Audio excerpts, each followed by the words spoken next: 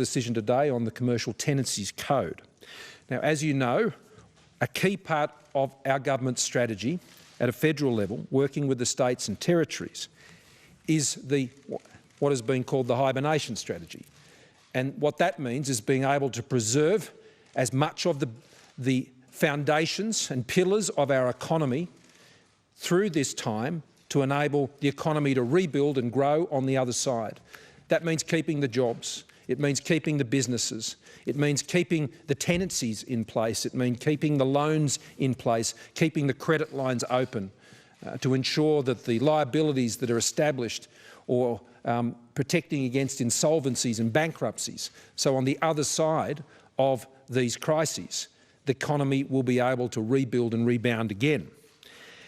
And the commercial tenancies actions are very important. Now, I want to thank very much the states and territories, in particular the treasurers of the states and territories who have been working keenly on this issue over these past 10 days or so.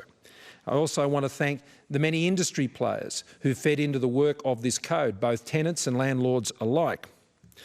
And it is agreed by National Cabinet today that a mandatory code will be legislated and regulated as is appropriate in each state and territory jurisdiction. That mandatory code will apply to tenancies where the tenant or landlord is eligible for the JobKeeper program, so that defines a tenant or a landlord who would be in a position of distress, where they have a turnover of 50 million or less. So the code is designed to support those small and medium-sized enterprises, be they a tenant or indeed a landlord. The code brings together a set of good faith leasing principles. Landlords must not terminate the lease or draw on a tenant's security. Likewise, tenants must honour the lease. Landlords will be required to reduce rent proportionate to the trading reduction in the tenant's business through a combination over the course of the pandemic period, through a combination of waivers of rent and deferrals of rent. Waivers of rent must account for 50% at least of the reduction in the rental provided to the tenant during that period, and deferrals must be covered over the balance of the lease term and in no less period than 12 months. So if the lease term goes for 3 years, you can amortise the cost of the lease, the rental deferral over that 3-year period after the end of the pandemic period. But if the lease only has another 6 months to run, then the tenant would have a minimum of 12 months after the pandemic period in order to cover up on the deferrals of the rental payments.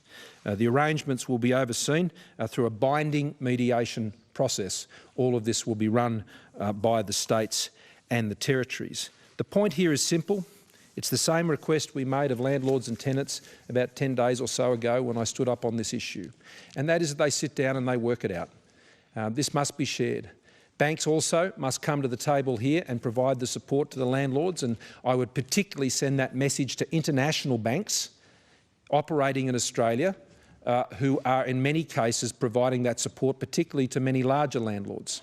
We will expect those banks to be providing the same levels of support and cooperation as we are seeing from the Australian banks who are aware of these arrangements. What this does is it preserves the lease, it preserves the relationship. It keeps the tenant in their property and it keeps a tenant on the lease, which is also good for the landlord, and it preserves the lease that is in place that underpins the value of those assets. And so this is seen as a proactive, a constructive and cooperative mechanism for landlords and tenants to see this through together.